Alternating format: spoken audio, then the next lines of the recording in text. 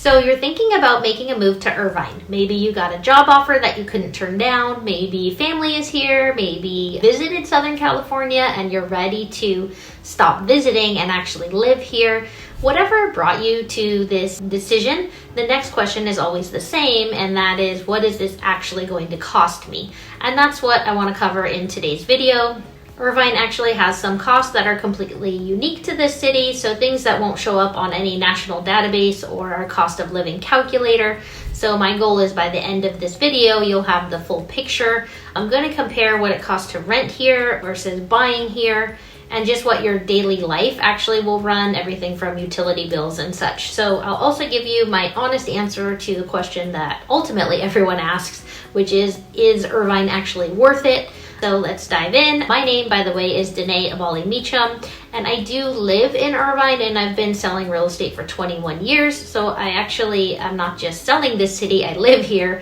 And I do work with buyers that have relocated from all over, including the LA area, the Bay Area, even across the country and internationally. So if you do have questions as you kind of watch this video, or you want to talk about your specific situation, I want you to have my number. It's 949-216-8565, and you can text me. I'm pretty responsive. All right, let's get into the numbers. So starting with rent, studio, basically the smallest thing you can pretty much find is going to be $2,500 a month. A 2-bedroom, you're probably going to spend closer to $3,500 a month, and a 3-bedroom, you probably need to budget at least $4,000 a month. These are the 2026 figures. And for context, rent in Irvine runs about 140% higher than the US national median. So if you're coming from other parts of the country, yes, it is a significant adjustment to your budget.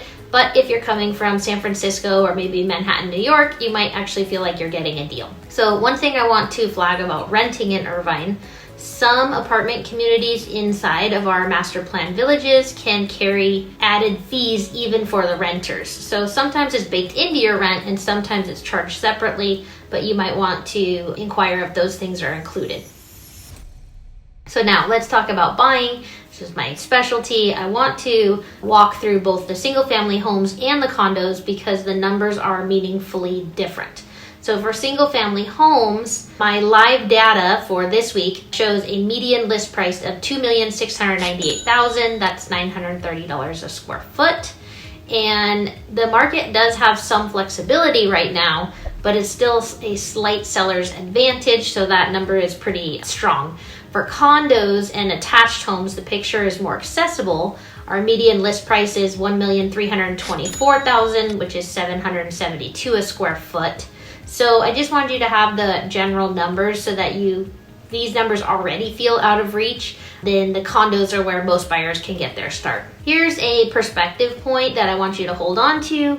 Irvine at $930 a square foot for a single family home is actually significantly less than our coastal neighbors. So if you look at Laguna Beach and Newport Beach, they typically run $1,800 to $2,000 a square foot. And yet you're just a short drive from both. So you can actually be shopping at Fashion Island, having dinner in Laguna Beach, and even put your feet in the sand in about 20 minutes, depending where you live in Irvine. But you get the proximity to the beach without the price tag. So this is one of the things people who really understand this market appreciate about Irvine, is just how great of a location we are here in Southern California. So let me make the monthly cost tangible. If you're buying a $1.4 million property and you put 20% down, at today's rate of about 6.8%, your principal and interest alone is about $7,300 a month. And that does not include property tax or HOA or insurance. So that's where this next section becomes critical, is where these extra fees come in. So it's not anything crazy, but this is the part I wish every buyer watched before they sat down with me for the first time, because it's one of those things that can cause some sticker shock. So there are 3 layers of cost that almost every national calculator completely ignores or gets wrong. And this is the HOA fees, the Mello Roos, and the property tax. For HOA fees, if you're buying inside one of Irvine's 22 master plan villages, which covers almost all of the city, you're going to have at least 1 HOA fee. And if you're buying a condo, you very often have 2 HOA fees. The master village HOA on the lower end might be $200 to $250 a month, And in a newer community like Great Park, you could be looking at $245 to $400 a month for the HOA, plus your local HOA fee if you're in the condo. So I've seen condo HOA bills run between $500 and $600 a month, and that's going to add on top of your mortgage payment. As far as Mello Roos, this is an additional property tax. We call them CFDs, which is Communities Facilities District Fee. And they fund things like our infrastructure, our public services in our newer neighborhoods. And they are not percentage based, they are flat fees. It's something like maybe $2,500 to $5,000 a year for these extra fees. So that will also all need to be calculated into your monthly payment and budget. Lastly, for your base property tax, the nice thing about California is that it's only 1%, but then you can of course add a couple local special assessments. I would budget 1.25 on average for most Irvine neighborhoods, and that should cover most neighborhoods. But again, once you add those CFDs on top of that, you have those extra fees too. So back to that $1.4 million example, your mortgage would be $7,300, your property tax, let's call it 1.5%, and then you're adding approximately $1,750 a month, and then HOA fee $450 a month. Homeowners insurance, maybe $200 a month. So now you're at $9,000 to $10,000 a month before you buy a single bag of groceries.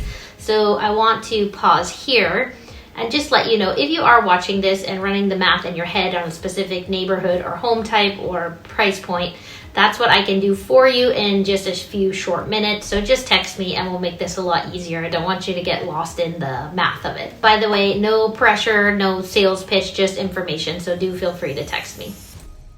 All right, let's keep going. Beyond housing, let's talk about what daily life costs. This is where things are expensive, but honestly less painful than the housing numbers. Groceries will run you approximately $430 per month per person. It's about 3% above the national average. Irvine has excellent options at every price point, from Trader Joe's and Sprouts to well-stocked Korean, Chinese, Vietnamese, and Persian supermarkets that are super fun and offer incredible value if you cook at home. For utilities, people always want to know, we're going to run between $200 and $350 per month. Because we are genuinely a mild weather temperature, we are going to keep your utility bills more manageable than many people expect. Gas is, unfortunately, because you're in California, you're looking close to $6 a gallon. Irvine is card dependent for most people through the Great Park and the Woodbury areas. They do have walkability, and some commuters use the Irvine train station for access to LA and San Diego, but for the most part, you're going to want to budget for that as well. For dining out, you can expect to spend dinner for two people, $70 to $100. But if you want nicer restaurants, there certainly price points can go way up from there. Lately, I feel like we haven't been dining for less than $200 for a party of two. So yeah, just something to keep in mind depending how much you go out, but food is definitely expensive. Okay, let me give you the income benchmarks so that this is concrete. To live comfortably in Irvine as a renter, covering a decent one-bedroom, groceries, utilities, transportation, and occasional dining, you would need approximately $5,800 to $65 per month after taxes. That's roughly $85,000 to $95,000 in gross annual income as a single person. To buy at a median single family price point with 20% down, most lenders are going to look for the household income to be $230,000 to $250,000 range or higher. That's a real bar. That's why a significant portion of Irvine buyers are dual income households or bringing equity from a prior sale. So these are the numbers I run with real buyers every single week. I hope you found this helpful. So the question is Irvine worth it? Hands down, yes. I say that as someone who lives here and loves it. But let me tell you what you're signing up for, because I want you going in with clear eyes.